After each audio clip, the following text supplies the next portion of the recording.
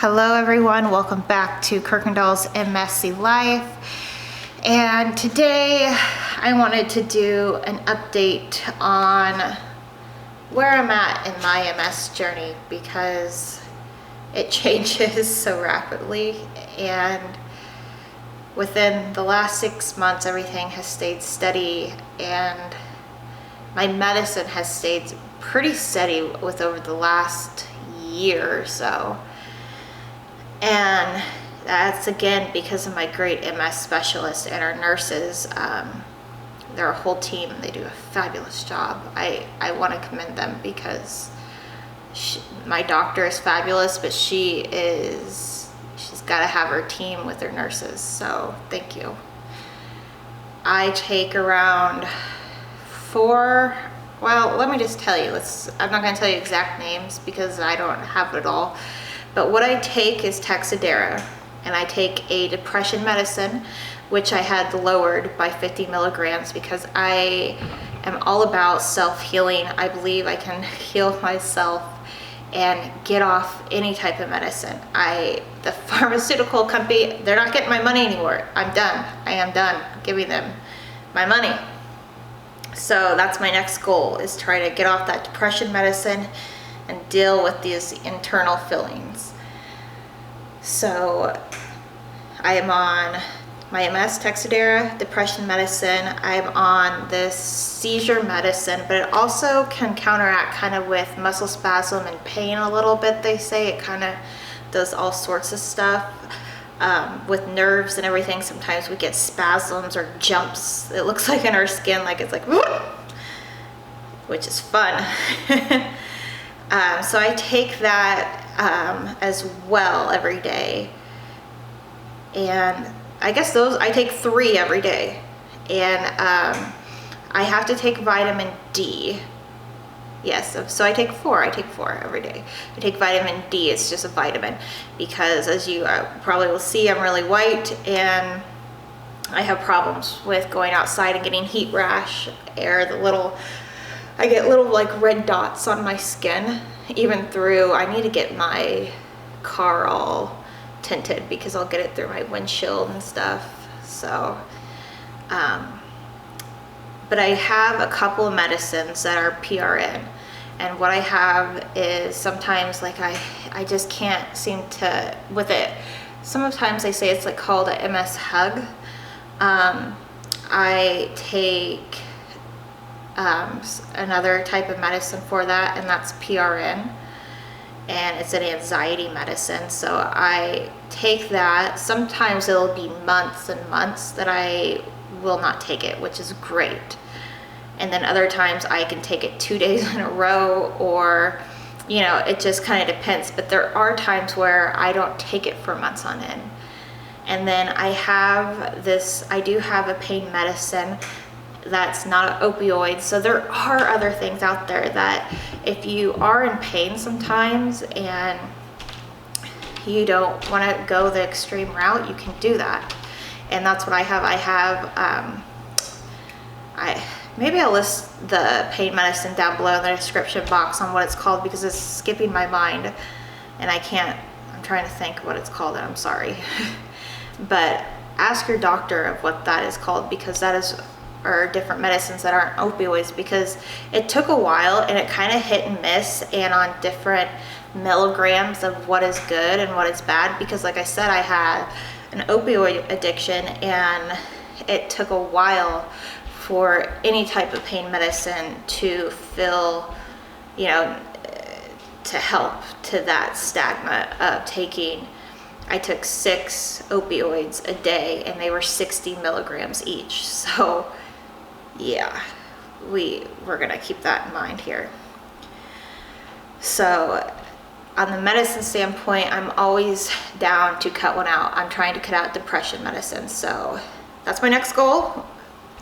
And I do tarot readings, and I am trying to get some local gigs around town for fall, or just even if they'll let me do some of their businesses to go read.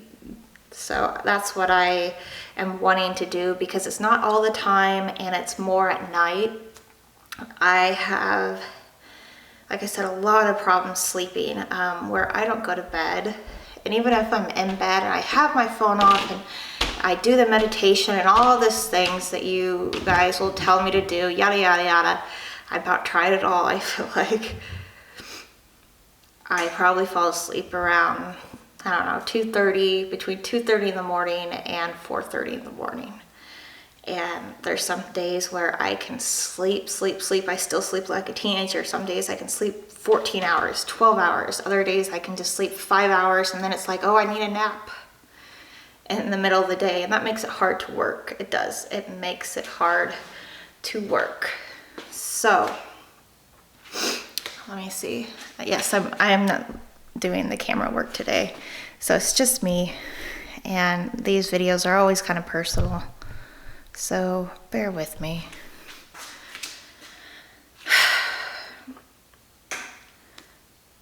I had a job where I worked from home, and that's kind of what I thought I wanted to do. And what ended up happening, and this hasn't happened to me before, and I'm sure it happens to a lot of people, and I had about a breakdown over it.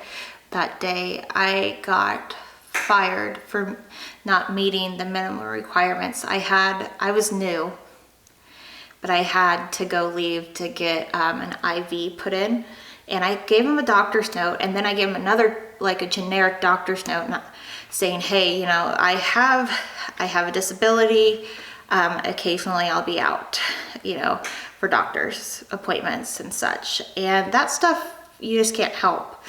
But I didn't meet their minimum requirements and I was fired because of it. And on top of it, guys, on top of that, they wouldn't give me my last 3 weeks of pay. I don't think I've ever been ripped off like that for my disability. And I just want to say I am very thankful for that. And I'm sure it happens all the time, but I want to say, hey, that's not okay for your company. And I don't want to mention it, to do that. And you know, we have to sign up and say, hey, I do have a disability, because MS is on there.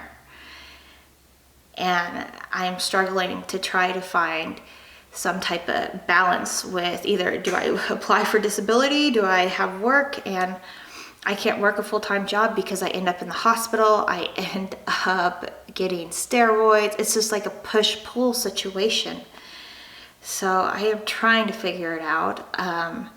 This is what I actually really want to do, is make videos, and I want to travel and share stories of other people with MS and spiritual stories, because I'm not all just MS. That's why it's called MSC's Life, because there's a lot more to it. And let's see, what else? I live with my boyfriend. I have 2 cats, and having a relationship with multiple sclerosis is hard. I've never lived with a man before I had this disease. So living with my boyfriend Paul, is a lot of it was all very new. So I didn't have like a basis of, oh, well, it was like this before and now it's like this. I have a very good boyfriend, but there's a lot of things I had to learn about myself and how to communicate, because I'm a very stubborn, strong-willed person. But when there's days I can't get out of bed and I need help, I actually have to say, hey, I need help. And I struggle so much right now personally with feeling very insignificant, because I've had a flare-up recently, and with that I've had to use a walker. I can't really bend down to clean the cat litter box right now because I lose kind of balance, and that's the last thing I want is my cat shit in my face. And he does it all, and you know, I love him for that, but I'm not perfect, and that's where I feel insignificant, and I want to try. There's got to be a balance here for disabilities, where we're not just insignificant, that we're not just walking with we're not just walking with a walker or a cane or in a wheelchair. We are mobile, we can do stuff, and I am trying, I want to change, you know, that's, I can't say her first name, Samel Blair. I think it's great what she's doing. I honestly do. But let's make it mainstream for everyday people like me. I don't have insurance. Since Obamacare went up, I don't have insurance. I can't get insurance. As a student that was in college and worked, I still couldn't get insurance, way too much. So I pay out of pocket for my specialist, and my mom still gives me some money, or my boyfriend. That's, again, I feel very insignificant. Where before I've always worked. I've worked since I've been 15 or 16.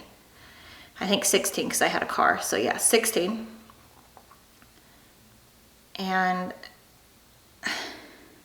I'm struggling. I've had the disease 5 years, and yes, there's days I still struggle with this mental, a lot of it's mental too, and that's what I want to conquer this winter, and it's gonna be a bear, and I'm sure you'll see me on here just breaking down and crying, but I want to put it out there because it's real.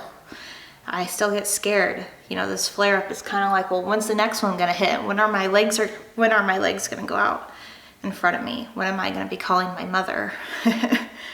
So that is Kirkendoll's in Messy Life, and that's what's happening right now. I am trying to make the best out of it, and I hope you guys all the very best. Please subscribe to this channel. Please subscribe. I'm needing subscribers. I'm needing you to share this video and reach out, make somebody's day, say something positive. I really would like to send love and good vibes out to all of you because the world needs it. You guys need it. So thank you for tuning in. Like I said, please subscribe, hit the notification bell, and I will catch you guys next video. Bye.